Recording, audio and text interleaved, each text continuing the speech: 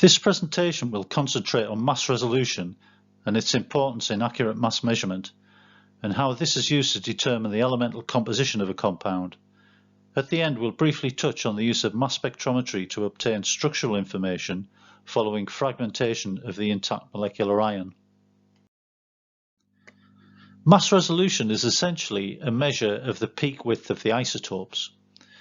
The diagram on the right shows the molecular ion region of verapamil that we saw in the previous talk.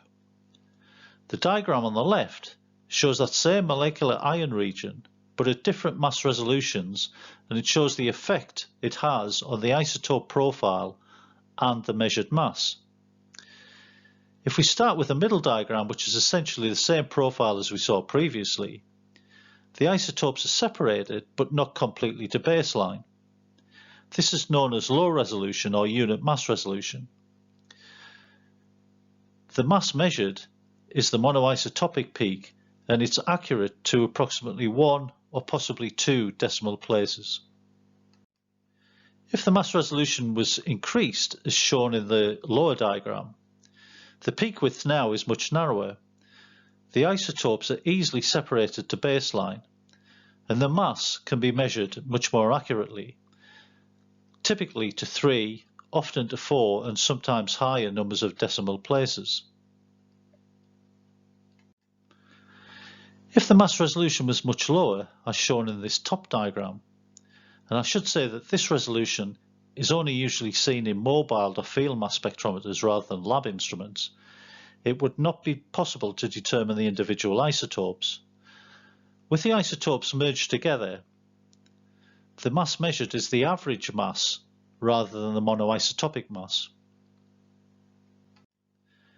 The difference between the average mass and the monoisotopic mass is quite small in this case, 455.6 for the average mass compared to 455.3, but it's important to always calculate the monoisotopic mass as the next slide shows. To demonstrate the importance of calculating the monoisotopic mass, it's worth looking at molecular weight data that's provided on commercial compounds.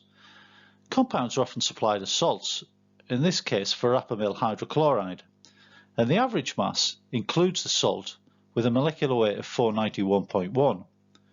In order to be useful in mass spectrometry, we need to ignore the salt and just calculate the monoisotopic mass. As we saw in the last slide, there's only a 0.3 mass unit difference between the average mass at 454.6 and the monoisotopic at 454.3. I should say here we're using actual molecular weights rather than the protonated molecular ions that were shown on the last slide. But if only the integer values are quoted, as sometimes happens, rounding the average mass would give 455, then the monoisotopic would give 454. However, for some compounds, the difference between the average and the monoisotopic mass can be greater than or equal to 1 Dalton. Chloramphenicol has an average molecular weight of 323.1. However, it contains 2 chlorines. As we saw in the last talk, chlorine has 2 isotopes, 35 and 37, in a roughly 3:1 ratio. The average molecular weight for chlorine is 35.5, but the monoisotopic weight of chlorine 35 is 35.0 to the nearest decimal place. When we work out the monoisotopic mass for chloramphenicol, it's now 322.1, indicating the importance of always calculating the monoisotopic mass when interpreting spectra. Mass resolution can be calculated in a number of ways, but perhaps the most common is to measure the peak width at half the maximum height of the peak. However, the way the mass resolution is quoted is dependent on whether an instrument is a low resolution or a high resolution mass spectrometer. Low resolution instruments, such as quadrupoles and ion traps, typically operate at a value of 0.6 to 0.8 of a mass unit. The width of the peak at the base is slightly wider than it would be at half maximum height, and is typically around 1 mass unit wide, and the resolution is often known as unit mass or low resolution. One thing to note is that the peak width is constant across the mass range, so a peak at a master charge of 150 will have a peak width of around 0.7 of a mass unit, which is exactly the same as a peak at master charge 950. For high-resolution instruments such as time-of-flights, Orbitraps and FTICR mass specs, the resolution is calculated by dividing the mass over the peak width. So in this case, using Verapamil as our example, the monoisotopic peak at 455 is divided by the peak width, which in this case is much narrower at 0.045 of a mass unit. This gives a resolution of 10,000. One thing to note is that the resolution in terms of the calculation is constant across the mass range, but the peak width in terms of mass gradually increases as the mass goes up. So for instance, a peak at a master charge of 200 would have a peak width of 0.02 of a mass unit to give us our 10,000 resolution, whereas a peak at a master charge of 750 would have a peak width of 0.075 of a mass unit to give the same resolution. Better resolution generally leads to better mass accuracy, provided there is sufficient signal to noise. If the peak is too noisy, an accurate measurement of the apex of the peak cannot be made. It's worth defining some of the terms that are used in conjunction with mass measurements. The table lists the common elements that are used in compounds in drug discovery. The second column lists the exact or theoretical mass of the most abundant isotope. And the third column is the nominal mass, which is the nearest integer mass to the exact or theoretical mass. The mass defect is the difference between the two. And as you can see, a number of elements have positive mass defects, such as hydrogen and nitrogen, and a number have negative ones, such as the halogens, oxygen, and sulfur. When we measure a compound on a high-resolution mass spectrometer, it's often referred to as an accurate mass measurement. And if we compare the accurate mass measurement to the theoretical or exact mass, the difference is known as the mass error. If we go back to Verapamil as an example, the accurate mass was measured at 455.2911. We know the formula for Verapamil, so we can work out the exact or theoretical mass as 455.2910. The difference between the measured and the exact mass is the mass error, and that is 0.0001 of a mass unit, or 0.1 of a millidalton. For mass spectrometry, the mass error is usually measured on a relative scale in terms of ppm. In this case, the ppm mass accuracy is worked out by dividing the mass error by the mass of the peak and multiplying by 10 to the 6. Doing the calculation gives a mass error of 0.2 ppm, which is an excellent mass error to obtain on a measurement. It should be noted that publications usually require a mass accuracy of better than plus or minus 5 ppm on any data that they publish. In this case, we know the compound we are analysing is Verapamil, but if it was an unknown compound or we were trying to confirm a structure, the mass measurement will be used to determine the elemental composition, as we'll see in the next slide.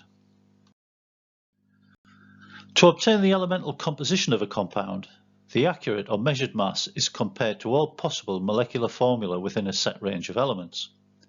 All manufacturers of high-resolution instruments provide software to enable you to do this. It's usual to set some sort of limits in terms of the number of elements and the accuracy range. In this case, we've assumed our mass spectrometer is accurate to within plus or minus 5 ppm. For the elements, we've set a sort of generic range into which we'll search on any formula with carbons between 0 and 50, 0 to 80 hydrogens, 0 to 8 nitrogens, 0 to 8 oxygens, up to 6 fluorines, 2 sulfurs, 1 chlorine and 1 bromine. When we do this, we find we have 34 possible formula. If we look first at the bottom of the table, we can see the formula of C17H37 N6O1F6. The calculated mass for that formula is 455.2933. Our measured mass is 455.2911, and the difference between the two is expressed in terms of millidaltons at 2.2 or ppm 4.8. Clearly, if we have an unknown structure, having 34 possible formulas is not so helpful. So how can we reduce this number down? There are two ways to do this. Firstly, we can limit the number of elements over which we search in. The easiest way to do that is to look back to the previous talk where we studied the isotopic pattern of Verapamil. In that case, we knew from the A+2 isotope that there was no sulfur, chlorine or bromine present.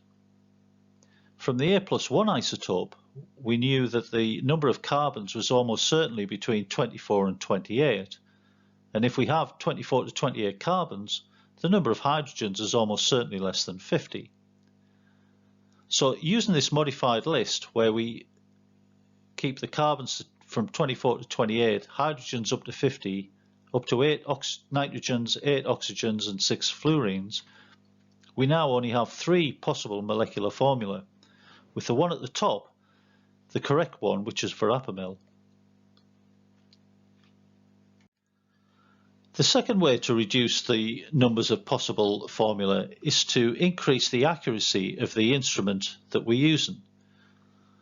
So if we increase the accuracy of the mass spectrometer, and now we know that any results we get are accurate to within plus or minus 1 ppm, there would only be one possible molecular formula when we use the modified range of elements. Even if we use the generic range of elements, we reduce the number of possible formulas from 34 down to a maximum of 5, a much more manageable total.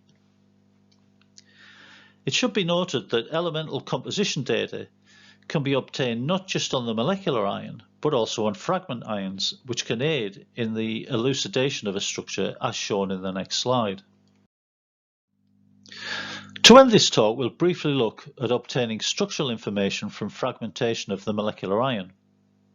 There are various ways of fragmenting a compound in mass spectrometry, but the most commonly applied in drug discovery is collision-induced dissociation, or CID, in which a compound undergoes collisions with an inert gas such as argon or nitrogen. As an example, the CID spectrum of Verapamil shows a number of prominent ions. The site of fragmentation is partly linked to bond strength, although there are other factors involved, often more significant. From the table of single bond energies, we can see that a carbon-nitrogen bond is weaker than a carbon-carbon bond, which in turn is weaker than a carbon-oxygen bond. It should be said that aromatic and multiple bonds are stronger than single bonds and cannot usually be broken in CID. The main ion at 165 corresponds to cleavage around the aliphatic nitrogen, while a number of smaller fragments at 303 and 150 are formed from the breaking of carbon-carbon bonds in the aliphatic chain. To aid in the interpretation of CID spectra, the accurate mass and elemental composition of the fragments can be determined in a similar fashion to that used for the molecular ion. Identifying a compound structure from elemental composition and fragmentation spectra alone is not usually possible. But this technique is particularly useful in identifying drug metabolites and will be covered in more detail in the section on metabolite identification.